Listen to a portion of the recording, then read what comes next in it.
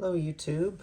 Sorry for the quality of this video, but I do have something to share with regard to these Bell Bullitt helmets.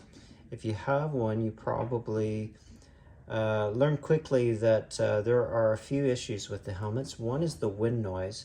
There's a few other videos that I've seen that suggest that you can put some lining on the front of the mask here in order to reduce the wind noise, but what I found is that the wind noise actually comes from this area right here. There's a hole on the inside where there's no insulation, and it exposes where the buckle is attached, and that's where a lot of wind noise is.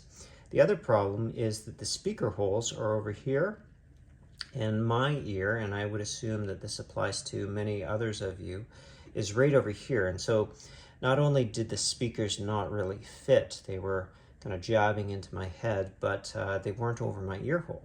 So last year I came up with a temporary fix, and what I did was I stuffed the hole where the buckle is with a whole bunch of these, just earplugs that you can get from any hardware store or drugstore.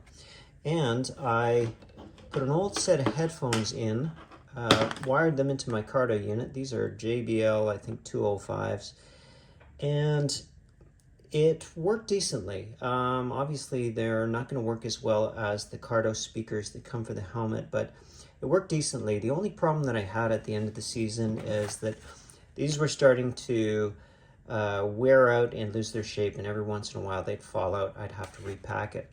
So this winter I thought, you know, I'm going to try to create some kind of mold to fit into that buckle hole, and hopefully something that will also accommodate a headphone.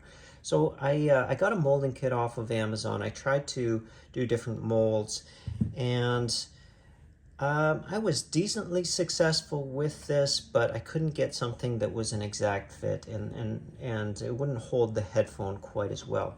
So what I decided to do was get some plasticine, and so this was just $3 at the drugstore, regular plasticine, and I've stuffed the holes. Now I'm hoping that this will have the same insulating effect as the earplugs to eliminate the wind noise, and I should say it was quite effective in dealing with the wind noise. But I also hoped it would accommodate a headphone. I did do that. I went ahead and I molded the plasticine around these headphones, found that it was decent, but then upgraded to these. Must be old headphones, but I got them on Amazon. They don't even have a microphone in them. JVC Gumy headphones. Now I got these ones because the speaker is kind of an open face, and I thought that that would help with this application. So here we go. I'm going to just try to zoom in here, and I'll show you what it looks like after I... Okay, I just triggered my music, and so I'll have to splice that part out. But you can see here that I have used the silly putty just to set in the headphones. They're an open face kind of design as opposed to the other kind of earbud, and so that's what it looks like. I did get some of the silly putty on the strap, and might clean that up, but it's also going to be under the padding, so I'm not terribly worried about that.